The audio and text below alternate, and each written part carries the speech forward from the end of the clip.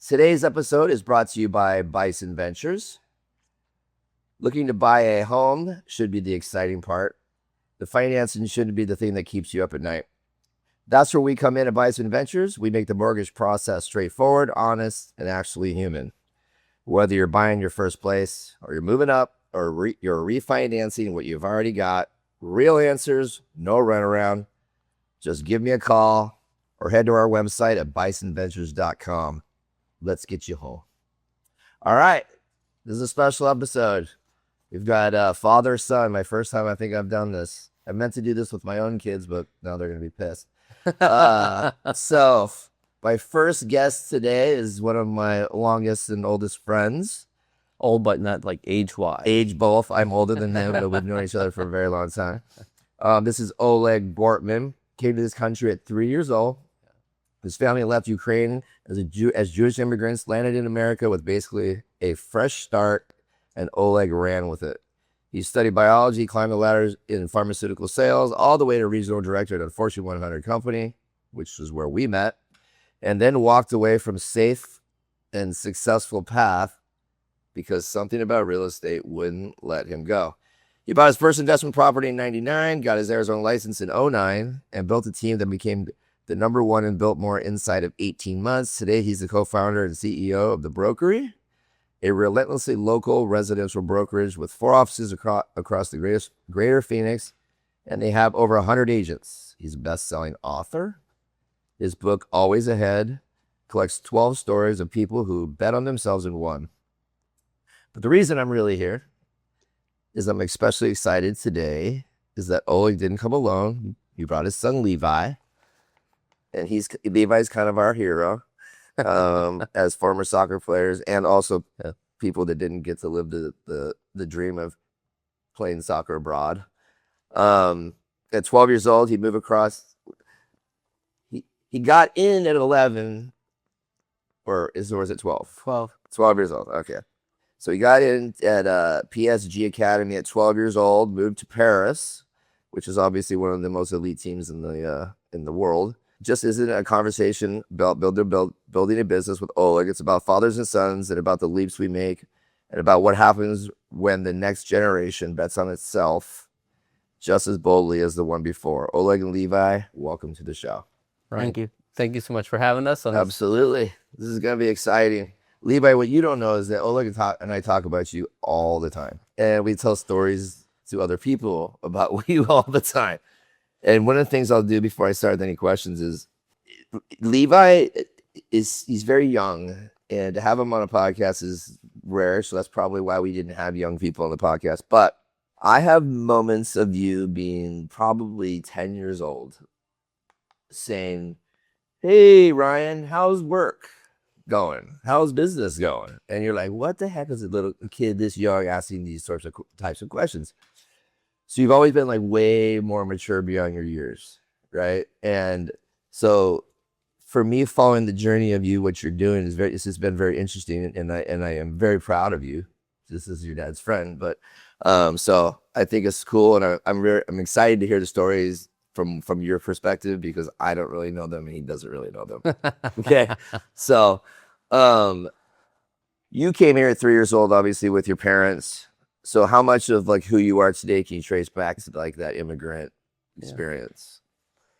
I would say all of it. The immigrant lifestyle is coming to a country that is more prosperous than the country you're at. Our parents take the biggest sacrifice. They came to the U.S. No one spoke English. My mom was 30. My dad was 42. I was about 3.5, and my sister just turned 6. So it's like, when you get a new job, you have no bad habits. So coming as an immigrant, you have no bad habits.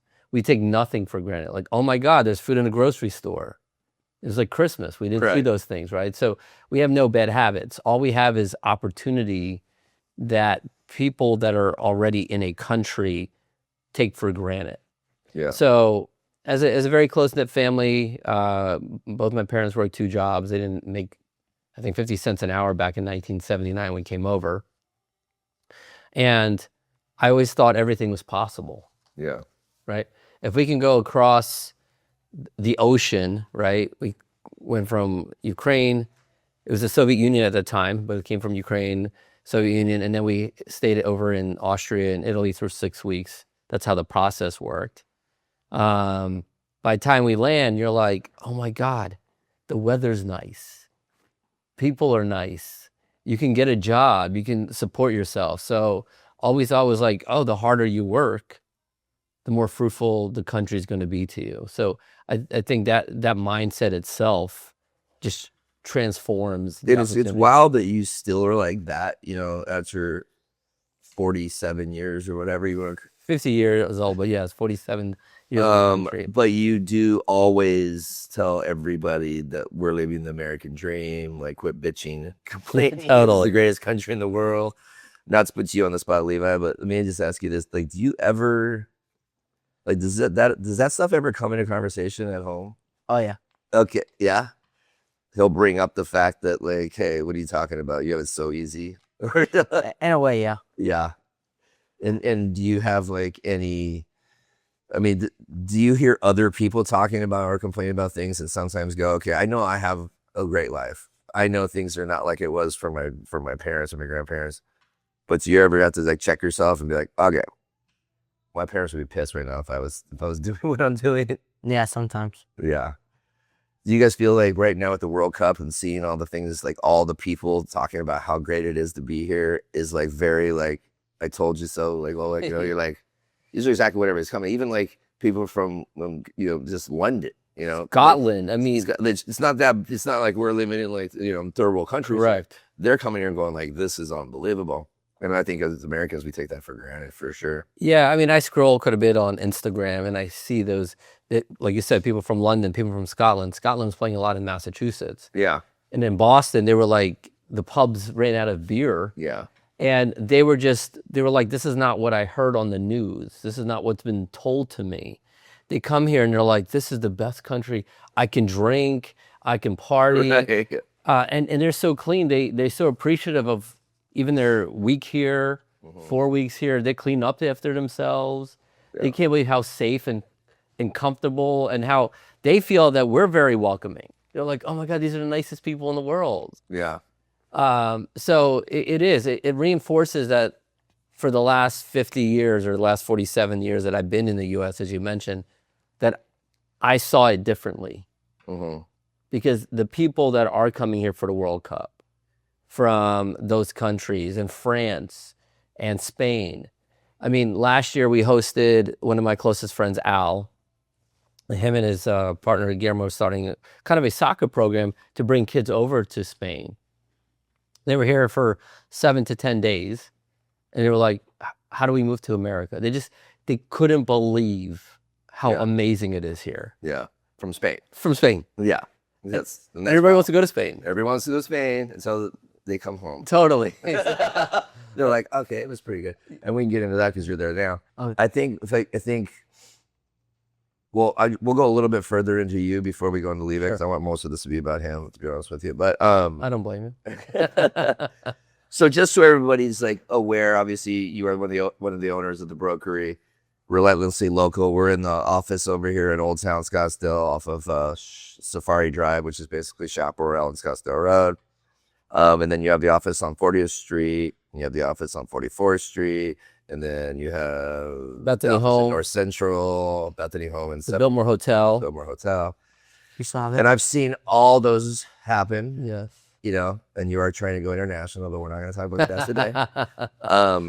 So from a market standpoint, like you guys are heavy in Arcadia, in the Biltmore. Obviously, you have a lot of agents that work outside of that area.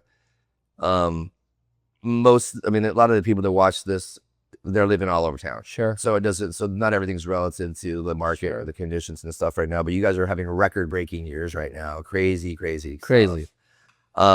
And I can probably answer this question for you, but I'm going to ask it anyway. So what do you think you guys are doing differently right now with your people that are putting you guys in this position? Because you and Tucker are a big part of that business. Yeah. I mean, you guys are operators, right? Correct. And you're crushing it as well. So congratulations to you, Levi. So what do you think? Why do you think that is? You know, I was talking to somebody the other day, literally, it's about a reputation we built. Most agents come into the business, they watch too many TV shows that are not reality TV shows. They all want to sell 8, 10, 20, $30 million houses in the first week and then a year later retire. We understood this was from day one was going to be a marathon and not a sprint. Yeah. Tucker, my business partner, is a native, born and raised in Arcadia. For him, it is, and it's so important to me because we're partners, to have a legacy of what we are creating that will be passed down generation to generation. So with that kind of mindset, when you start, we're not just trying to like get in, make all the money and get out. So it's the repeat clients. It's when the big companies, corporate companies are coming in, we were in corporate for a long time, and they keep buying, merging, and acquiring. People don't want to be one of 10,000. So our reputation has been one house at a time, one neighborhood at a time. We started in the Biltmore, as you mentioned. Then we moved into Arcadia. Then we went to North Central. Now we're in Old Town Scottsdale. We just opened up our first North Scottsdale office off of Pima and Scottsdale Road. So we're slowly, strategically growing on purpose. So we have agents in the East Valley. We have agents in the West Valley. So we have agents that are specific to that subdivision. So if you were going to call me, say, hey, like one of my dearest friends has a place in Chandler, and I come highly referred to you, I wouldn't be the only one going to that listing appointment. It would be me and an agent that lives in Chandler. Or if you have someone in Verrado, it'd be me and somebody in Verrado, me and Pure. So then I have the expert alongside of our marketing presence and our sales ability. So you always get two people focused on selling your home, one a local expert and then the company itself.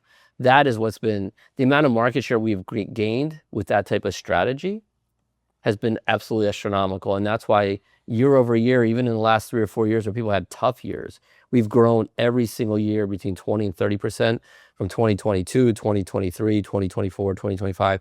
And we are on a record-breaking year trying to hit $1 billion this year. I think a lot of it has to do with consistency, right? Yeah. So you guys have been doing the mailers for as long as I've known you. And that comes with, spending money on yourself, investing that's in yourself. But you guys do a really good job of doing everything together. Yeah. All your listing appointments are together. Always. Because you guys have a very gang sort of deal. Yeah, not you.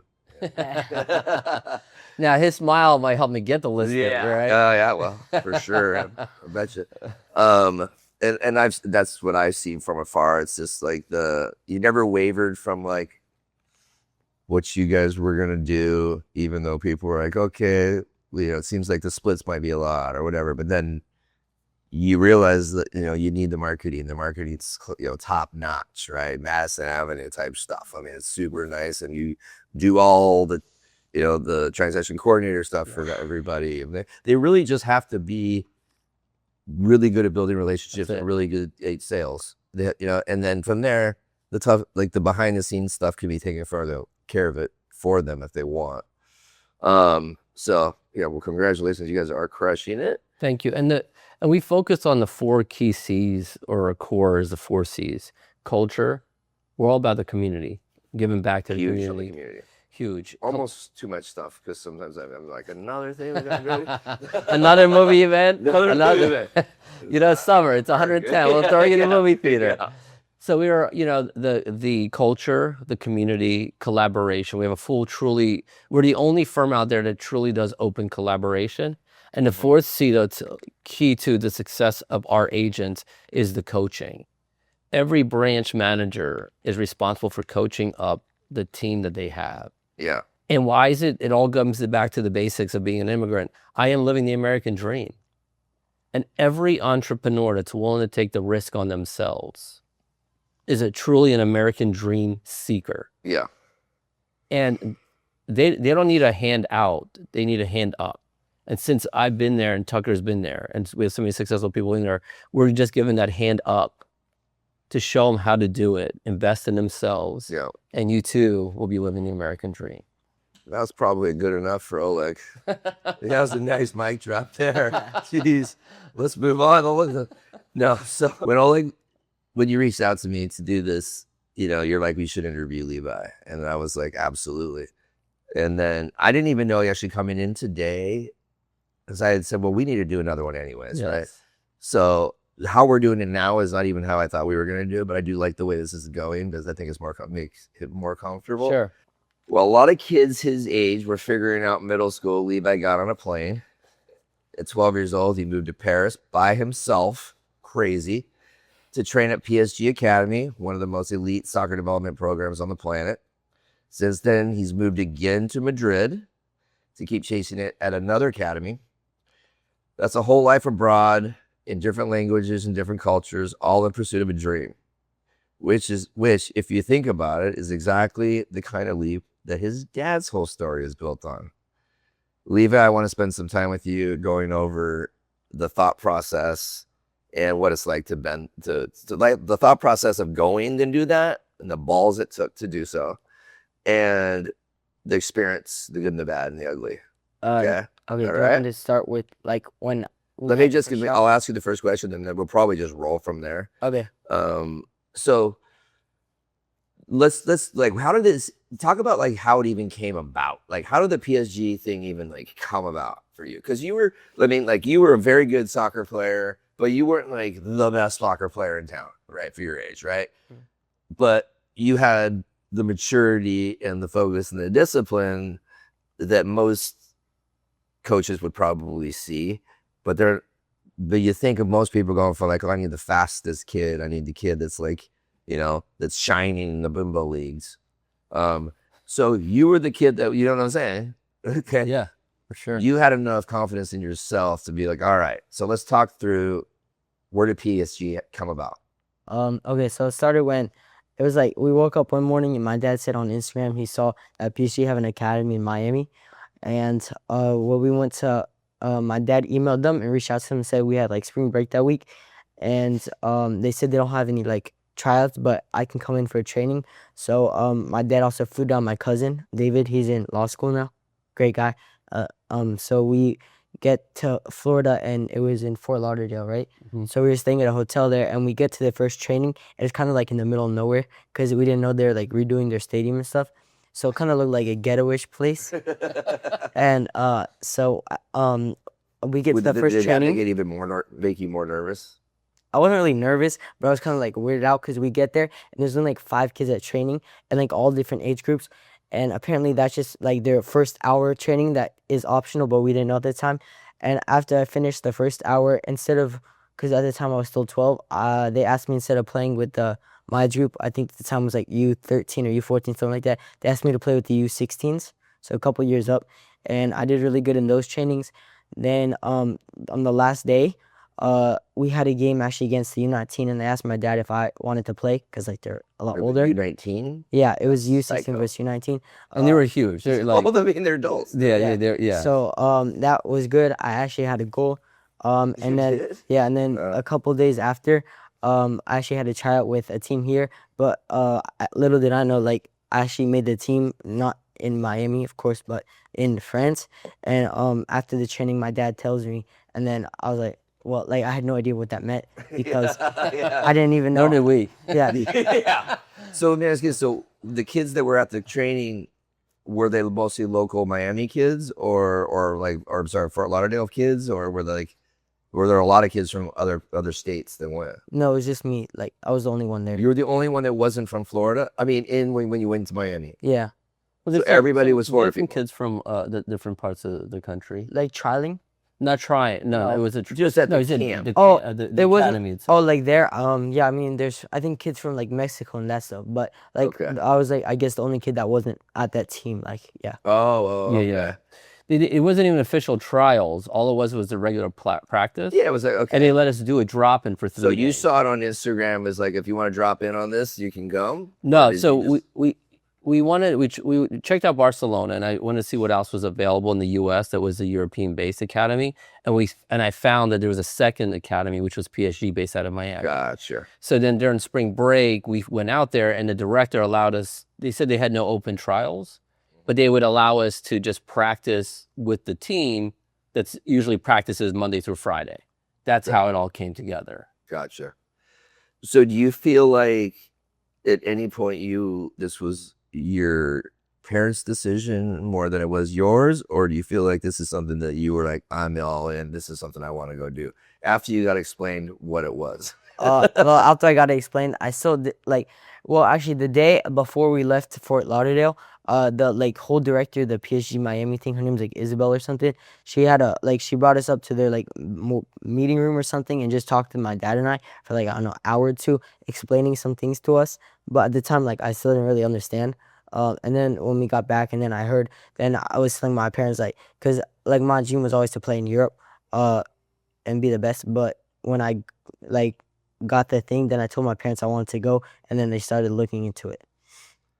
So But it was also their decision too, cause like yeah, me, because it wasn't free. no, But and I know from like from your mom's standpoint, right? She was like having a obviously you as well, but like I know Jenny was like her son's leaving. Yes. I mean that's pretty, but like you always want those opportunities for your kid. You can't be selfish, but like most people would be like, you ain't going nowhere. I'm not letting you like leave for you know to go to school at 12 years old in France.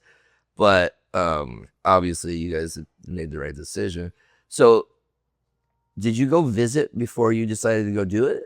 no. So you just say like, screw it, I'm going to go. And then that was the first time you'd been there. Yeah. Wow. It wasn't the first time I've been to Europe. We went to a trip that summer before, but I had no idea what it was like or anything. Right. And about by the way, you were 11 the summer before. So that was like, Yeah. like you really don't know what's going on. No. Either. You could have been in Durango. So give us like the feeling and like the emotion of like, okay, we're here now. You flew there. You're driving to the place. You get there, and like, what was that like? Well, when I first showed up, like I had no idea like what to like expect from it, but it was super cool. It's kind of like a remote place. Like it's called a small town in Evian. It's like out a couple hours away from like Paris and a couple hours away from like Switzerland. So it's like kind of far away from things. And when we first got there, I don't know, there was a few people there, and actually ended up like coming at the same time as another kid from the U.S. named Elijah. He was our striker. And Was he from Arizona? no, from New York. Oh, from New York. Yeah. There's a lot of good players. In the Yeah, he's East good. Coast. He's a couple years older. Yeah. Okay. But when we first got there, like my parents and them started talking, and then we met like the kind of director, kind of not Miss Claire. She's kind of like the mom of the thing. Yeah. And then like after that, then like we saw the fields, and I was like, yeah, that's really cool. Yeah. So did you have a dorm room? Yeah. At first, I shared it with one of my friends called Max. He's from Australia. And then out there, they did sometimes like in the middle of the year they do switch because, and I went with a friend named Largo. I think he's from like Vietnam or something. They're both really cool kids. So you were saying something? Yeah. So the dorm is like a 2 or 3 levels. They had about 50 kids from 25 Girls different- and guys? all boys. It's all Okay. from 25 different countries. Okay. So, you pull up and it reminded us like going back to college days, like in a dorm, but at 13 versus 18. It was Wait, so you're not rooming with 18-year-olds and 17? no, You're each trying to say- floor. But like I would hang out with a lot of the older kids. Yeah, like the first floor was 13 and under 16, and then Yeah. the next floor up was under 19. Did you guys practice together? You and the older kids? Sometimes I'd get moved up to play with the older kids, but other than that, I normally play with my age group. But you were young for your age group, right? Yeah. So your age group was like up to like what, 16? Yeah. So okay, so you got like 4 years of kids, which is a big difference as well. Oh, huge. What was the so you have 25 different countries, so there's everybody speaking different languages. Yeah, but a lot of kids like spoke either French or English, Okay. so it was like I could talk with pretty much everybody. I mean, Okay. there's kids from Brazil and all those things, but like Right. most people spoke English. Did they try to teach you a language while you're there? Yeah, I mean, I wasn't that good at French, but like I'm better at Spanish. I'm pretty Yeah. good at Spanish, but at the time when I was learning French, I got like pretty good. Okay. So what was the hard part? I think so. The first like until January, it was really good. Then I got super sick for a month, and like they weren't like much help about that. So I actually had to go see like a family friend. But I had like really bad strep throat for like a month, and then I got like kind of homesick in that month. So that was like the only hard part. cause like I wasn't with my parents or anything. Yeah. And then I got super sick, so I couldn't play, cause I couldn't Right. feel good. And then we had a big tournament coming up, and I tried playing, and it just got worse. And then I wasn't playing good, so it's like hard, kind of mentally, I guess. But then after I was able to get that solved, about a few weeks after, I got back into like the momentum and got really good again. I mean, I can imagine how difficult that is being like away. I mean, just like 20-year-olds in college are like crying, calling their parents, like, I'm sick. Like being in another country, having to deal with not like a motherly figure there. Yeah. You know? Like I got like to the point where I even got a stomach bug one day as well, including when I was sick, and I was like throwing up a lot. And like I normally don't do that. And they saw some doctors at the school, but they didn't really help. And I got like to the point in the strep throat where like I couldn't even like swallow.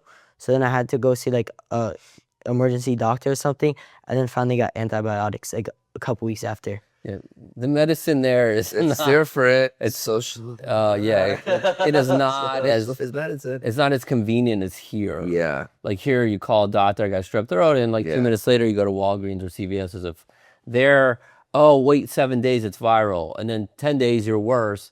Oh, we still can't give you an antibiotic yet. It's a challenge. Yeah. Dude, I mean, it's a whole different It's a whole topic of different this story. stuff, but I mean, in some fashions, they're probably right. Most of the time, you don't need an antibiotic, but When you do, when you're a it's- young kid and you're there by yourself, it's like, so what were you guys doing during this time? Like being sick? I mean, were you and Jenny going nuts? We were going nuts. We called the school multiple times. We called a friend that lived in Geneva. So like we really need to get an antibiotic. And then we go to the doctor and still nothing. And so then my wife through a rabbi.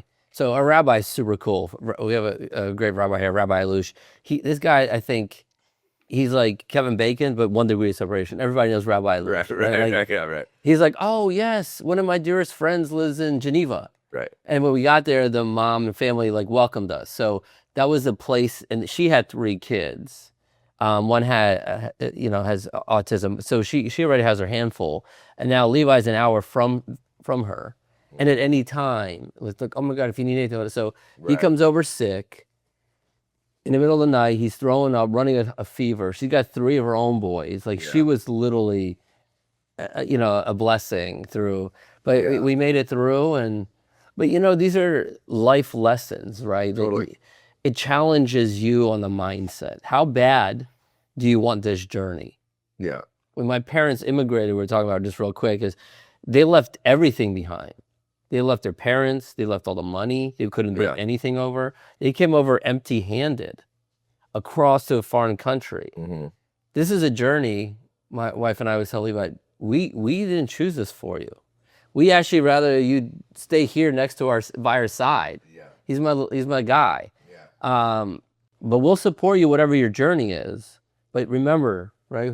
Whose journey is this? Mine. It's not ours. I'd rather have my 13-year-old, my 14-year-old, my 15-year-old Yeah. here until they go off at 18. Yeah. So it's not easy.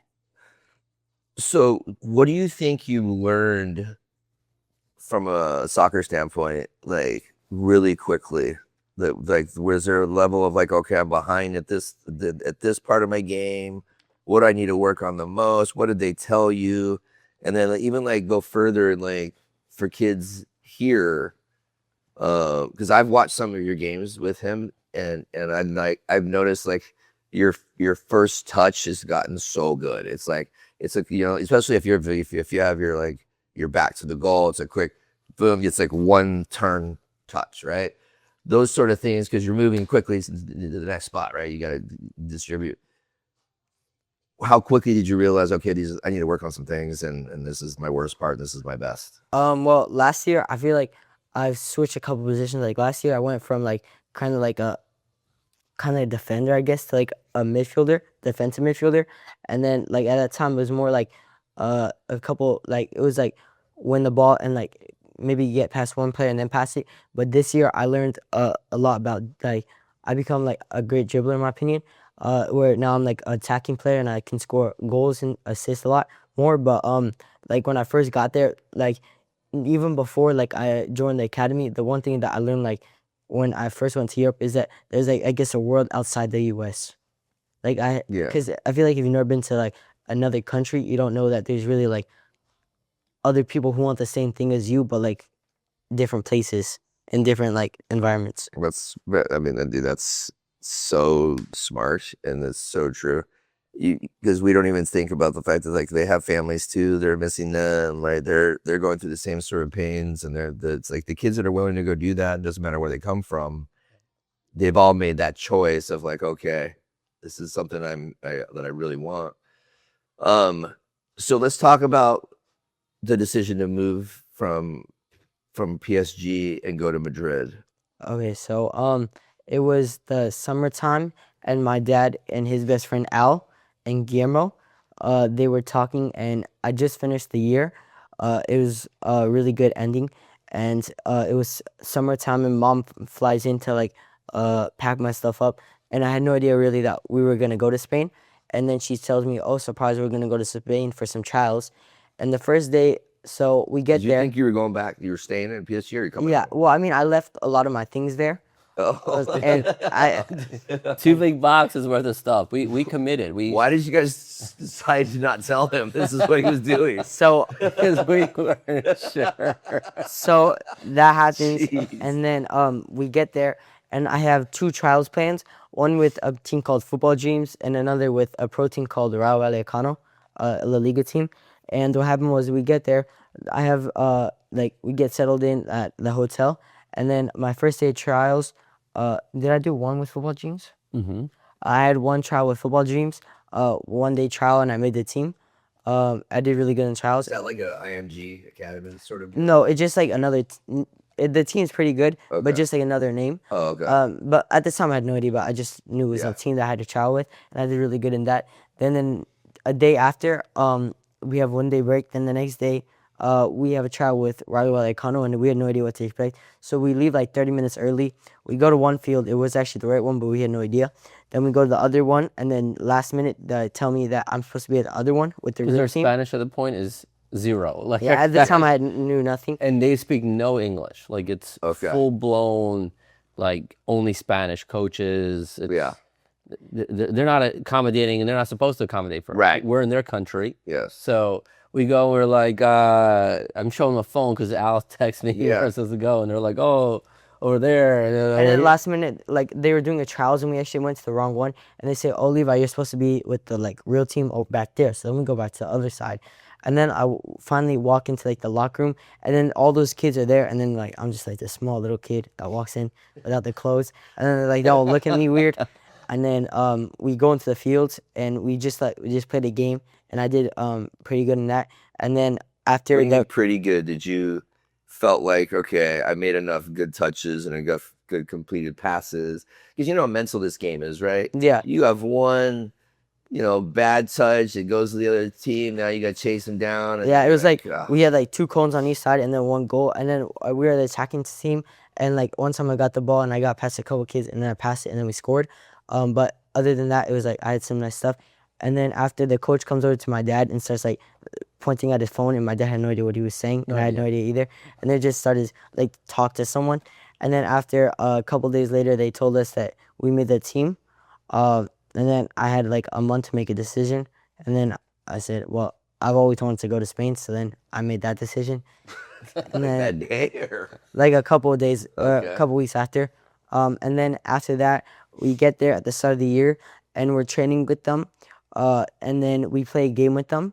This is like within a couple months, and it was pretty good. And then after, out of nowhere, they move us down to the team below, although the coach had no idea. Like we were just training, and then one day the like the people that work there, not the coach, they tell us, oh, you guys are all getting moved down. I had like 3 separate teams. Me and my friends were all getting moved down to different teams, and we had no idea why. And then we still show up to our training. Our coach doesn't know. He doesn't say anything. And then the like director dude comes back and says, if you guys don't go to this training, then you guys like, I don't know what's gonna happen. Then after, my parents come trying to figure it out, because this is when they were coming to see us, and they had like a full conversation and figure out that because of our license problem, we couldn't play with the team anyways. So we'd just be training with them. Like a visa? And Yeah, it's called a FIFA card. Okay. So then our family friend Guillermo and Al, they Guillermo lets us play with. Well, first actually we go to another pro team called Alcocon, from a like school director, A little. Coque. Spanish. Yeah. Our friend Coque helps us set it up, Yes. and we train with them from like maybe October through December, and in those like 3 months, I think like I got like a lot better, like than even at the start, and that's when I got like a good amount of improvement. And then after they said if we had come a couple months earlier, they would have signed us, at least me and my friend Ricardo, with the first team of our age group, but because they filled out their roster like 23 out of 25 players, and us not being from Spain, we wouldn't get a lot of minutes. So our coach told us to get some minutes, and we'll come back for trials in the summer.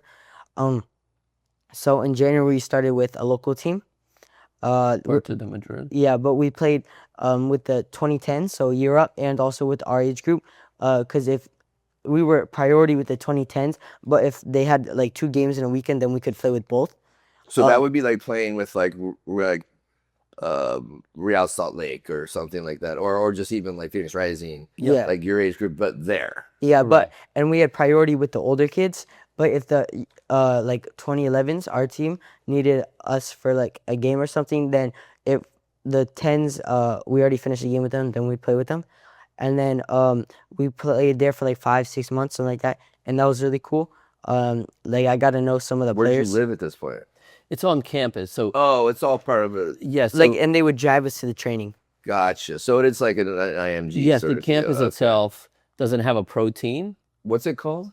It's now ESC. It used to It's be called ECM. Template. Okay. So what happens is, we would actually, our like sports director Coque, Jose Migayon, that's his name, bald guy, super good. So What's his real name? yeah, it just like his like. Okay.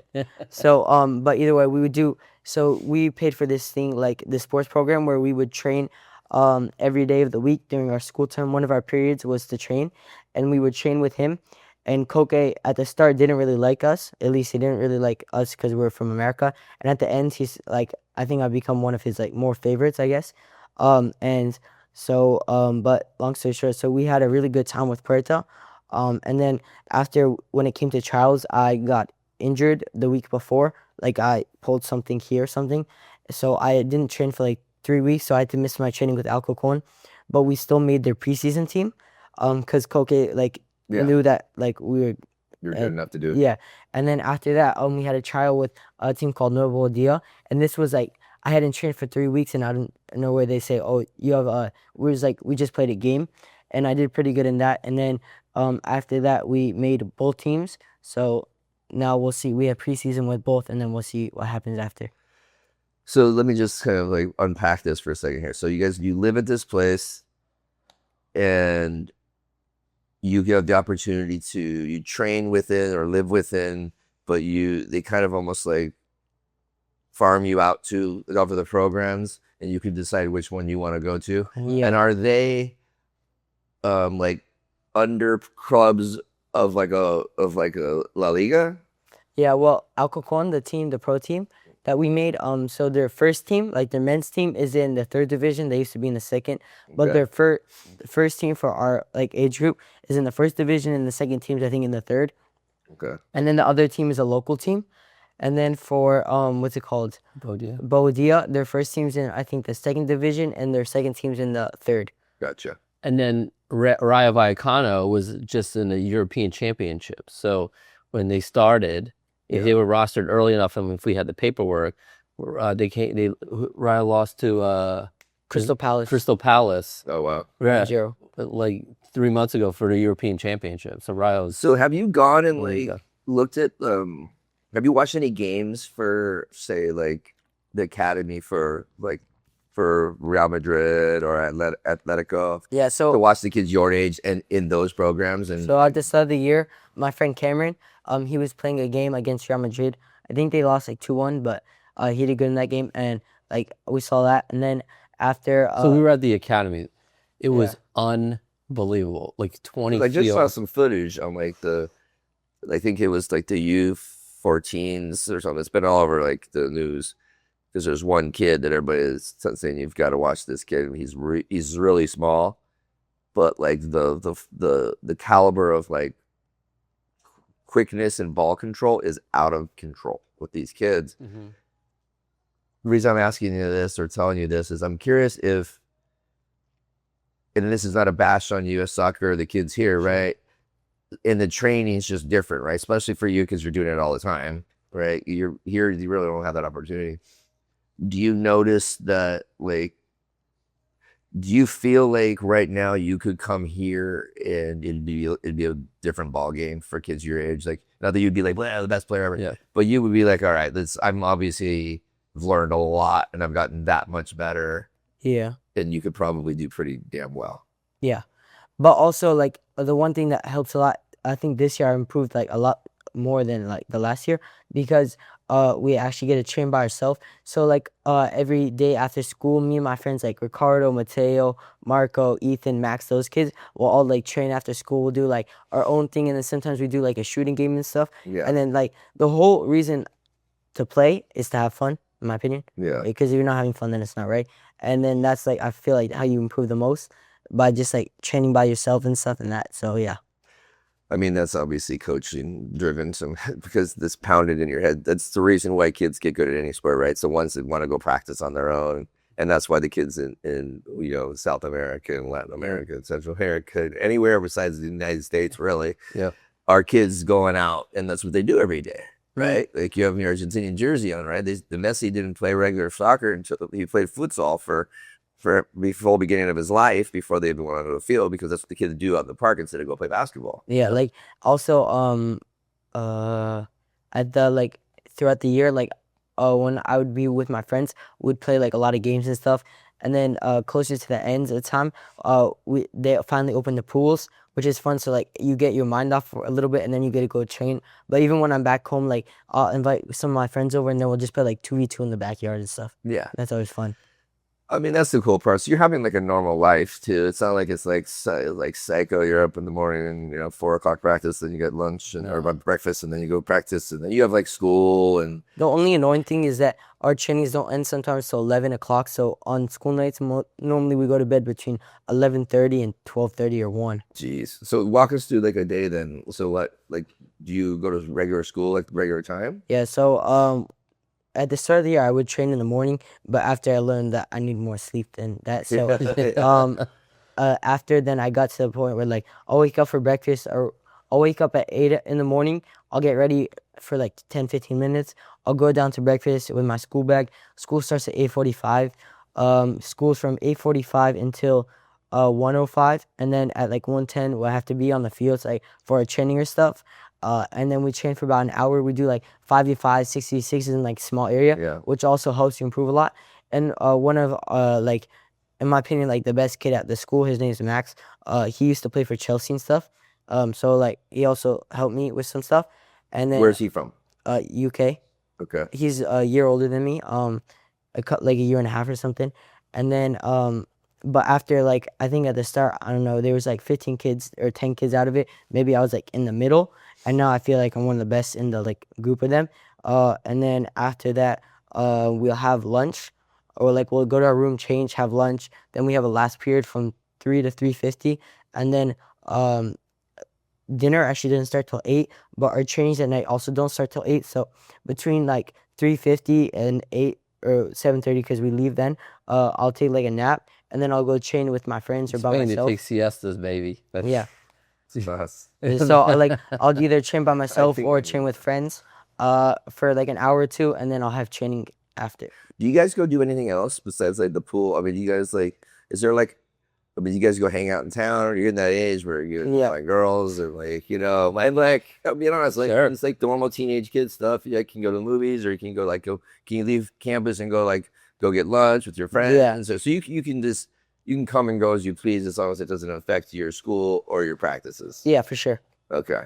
He Uber Eats. He Uber Teens. Uber Teens. Yeah. And they always have to have at least 3, like the rules for us. Yeah. If he goes out, it's got to be 2 other people, and they Uber everywhere. Right? What's your favorite part of living there? To be honest, in my opinion, like just like the amount of soccer we play. But if I had a choice, like I'd rather live there for the soccer wise. But if let's just say I didn't play soccer again, then I would rather live in the U.S. Yeah. So what we were saying. It's, Yeah. That makes sense. Yeah. I mean, it's beautiful. It's great to visit. And then there's some really cool parts of Madrid. But like Madrid is downtown New York City. I mean, it's like, Totally. I mean, it's like Apple, Tony Romo's, Chipotle. Yeah. You know what I'm saying? It's like Subway, Burger King's everywhere. So this would be considered your freshman year of high school? Yeah. Okay. He just finished his freshman year. Oh, you just finished your freshman year, and you Mhm. just turned. Okay, that makes It's in sense. yesterday. So, do you want to continue to be there through high school, or what's like? Okay, so the goal is to stay there and see if you can get picked up, there, or do you have like dreams of maybe just coming and go play college soccer somewhere? No, Yeah. no, none of that. That's beneath you. Okay. I mean, because if you're gonna obviously have opportunities to stay there, would you be willing to leave and to go to another country?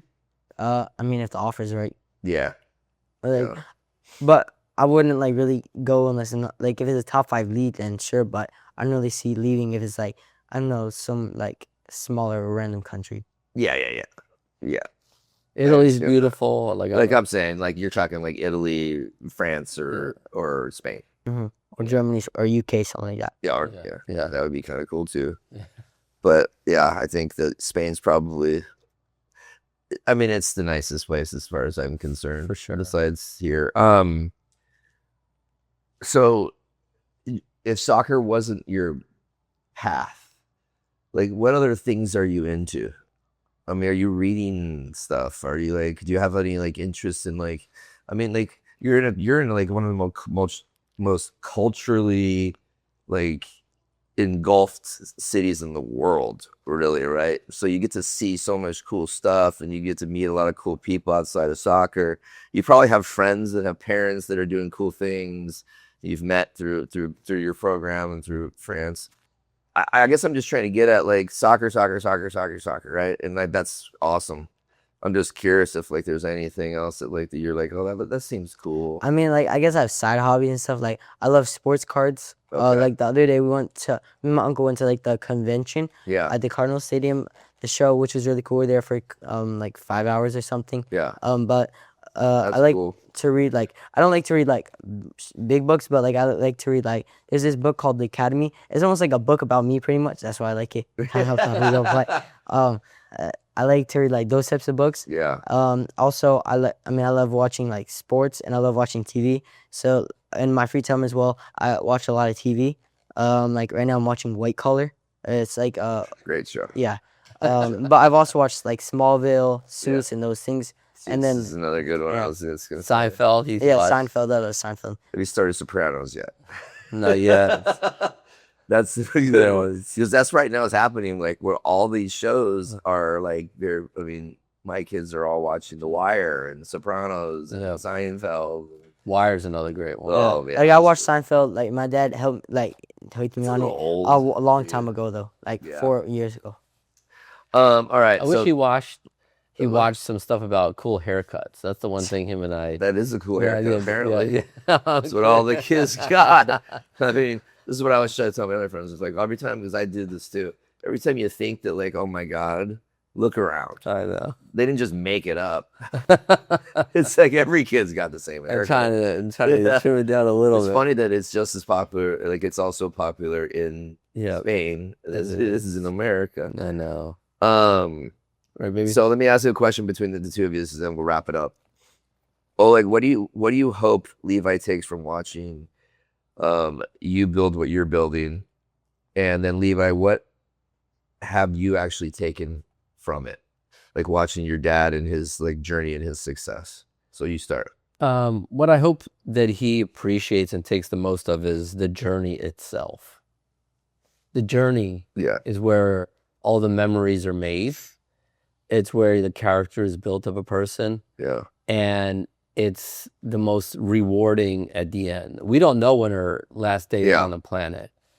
And with the journey, I hope every step that he takes, he has no regrets that he didn't take a step. Yeah.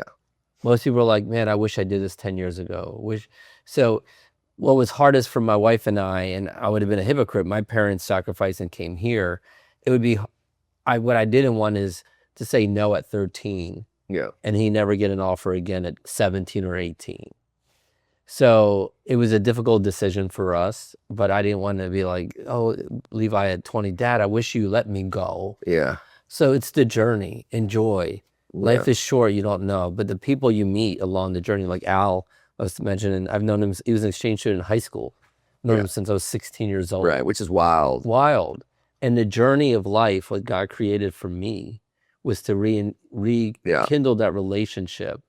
And now Al's like Uncle Al. So he lives in Madrid. He's taking care of Levi. He's got 2 girls, and now he's got a grown nephew kind of thing. So the journey is the most valuable thing that I wish he enjoys. And Levi, I know this is like, it might be a deep, tough question to answer, but I'll just kind of reiterate what I said. So what do you think you think about it, obviously, sometimes, like what you're are able to go do, right? Do you think about what your parents have done for you? Oh yeah, Like a lot, right? Okay. So like your thought process is, okay, do you go like, I need to make this happen, or I'm lucky, or I guess what I'm trying to get at is like, what have you think you've gotten out of like knowing what your parents have done for you to go to Spain and France? Sometimes I feel like the path I chose, like sometimes I think there's like no going back. I'm not saying I do, but like at this point now it's like I'm all in, so there's no like take backsies, you know? Yeah. Great answer. I mean, good job. All right, this is a funny one. If you two swap places for a day and Levi runs the Brokery and Oleg just goes back to play soccer, what happens? Well, the Brokery goes under and Oleg gets cut. Yeah, and I have another ACL repair. At my age, running even 4 minutes, maybe even 2 minutes up and down the field. Yeah. No, 30 seconds. I don't make it. But I mean, he plays tennis every morning now, like 5. Because He plays tennis now again? I just picked it up last he week. walks again. every Yes. He's a great tennis player. I picked it back up, and I'm because we joined the village. Every time Levi comes home for the summer, we join the village. So we got a couple of people, and I was like, let me try. So I went last Wednesday, Thursday, Friday. And the reason I was able to kind of get in rhythm, the one thing I definitely want to kind of mention is, since Levi's been overseas, and you know this, I speak to you, is I wake up every morning at 4:45 and walk. Because as you mentioned, that's his hour lunch break. He needs his dad, and I need my son. So that's that time, even 10 minutes, 15 minutes. So that routine of walking for the last 2.5 years has given me enough mindset and strength to get back out on a tennis court somehow. Well, I think a lot of it for you was mindset, because you were so worried about screwing your knee up again. It might have been the excuse you gave me all the time. Yes. But you're like, I just can't get hurt again. Like, it's too much. Correct. And I understand that. But you were really good, and so it's like, it doesn't shock me that you're back at it. And then that's great. All right, so last one. Finish the sentence for each other. And I'll start with you, Oleg. The one thing I admire most about you is not about me. No, You do. his willingness to follow his dream and journey in life. Perfect. What about you? About your dad? Well, I mean, there's a lot, but I don't know, like, The one thing that you admire the most about him. well, either his hard work or his like love for the things he does. Because like, if he didn't like it, like he would still do it, but like he doesn't stop it just even off an off day. Yeah. I mean, he doesn't really have off days, but like, Yeah, I understand. So even the bad days, he's like, I'm still doing it no matter what. yeah, but and not just like I think his like good is everyone's best, and his best is like the best of the best. Ooh. You guys, I'm gonna cry. Are you guys crying? I'm not crying. All right, guys. Well, that was the last question, but I want to thank you guys both for coming. I'm glad we got to do this. I think that's super cool. I want to thank you. I mean, I know everyone's time is valuable. Our relationship's friends for over 20 years. And I've been so proud of your success. Just like so many people had tough years, lending has had a very, very challenging run. Yeah. Not just years, like a run. And what you, Stuart, and your partners, Jeremy, have done, and your commitment to each other, and just doing the right thing, It's been amazing. I've been blessed to sit alongside of you. We talk about our wins, our challenges all the time. So I thank you for including us Absolutely. in your life. And it's goes back and forth, and I love this because this is like and this from the bottom of my heart that I've been invested in this situation with Levi. Totally. It's just like, and like we talked about, we're gonna go together to Spain. Yes, for sure. So come visit. And both of your kids played soccer, and you played soccer, and you grew up with Rob Finley, like people that have made it really big. So your love for the game is as big as everyone in this room. Yeah, I do have an obsession with soccer, and I do follow it. And today I am going to make sure that because I am going to go get us a table at Arcadia Tavern to watch the U.S. play at 5:00. You're gonna go. Are you gonna go to any World Cup games? I am not gonna go to the World Cup games unless the U.S. makes it so shockingly further. Totally, that's it. I mean, I do feel like they can win today. Yes. And then next, it's going to be Well, then I have a bet that really hard. I have a bet that they'll make it to the quarterfinals and then lose because they're not, gonna, of course, going to beat Spain. But I think they could beat Bosnia Herzegovina and Belgium. So, I mean, but let Belgium Doku has to just- win today, I know they were down 1-0 before we So- started. and You know what the that's score is?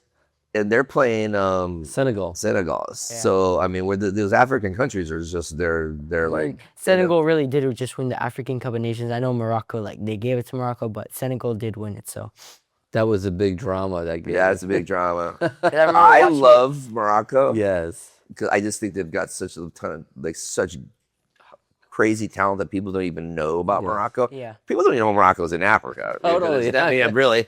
is it the top left corner? Yes. Right, but it's right next to Marbella in Spain, right? Yep. You can see it from the Gibraltar. Mm-hmm. Yeah. So, anyways, those African countries. I mean, I feel like we're seeing it now. I mean, they're just so athletic and so strong. I mean, they have who else is in it? Ghana, Senegal, anyone else? Ivory Coast just got knocked out. Every coach just got knocked out, and so Congo did- just got knocked Congo out. just got But I knocked mean, out. Congo is leading England through the 60th minute or something until England. I haven't seen the footage yet, but somewhere there's some drama about this like either the first goal or the second goal. So we're gonna. Germany figure had this out. drama about their Yeah, I don't goal. know how Germany lost because I love Musiala. Like I like to play after like a couple players like I love to look at when I watch and play. Yeah. Is like older players, of course. Like Messi's my goat, but Yeah. like Hazard, Musiala. I like those types of players. I mean, Hazard's is probably arguably the second best, most gifted, like footwork dribbler after. It's actually Messi. cool. The other day, Like- like a couple months ago, I actually met him. And I did? got because actually I There's didn't a know, but photo. I played his son in a game. I didn't play so good in that game, but I did play in like What did they play? Fun fact: his brother was really good too, by the way. yeah, like Thorgon has Yeah. or something like that. But yeah, so like I met one of my favorite players, which was cool. So That's awesome. All right, guys. Well, thanks for being here, and thank you for doing this for us. Hopefully, the footage turns out good.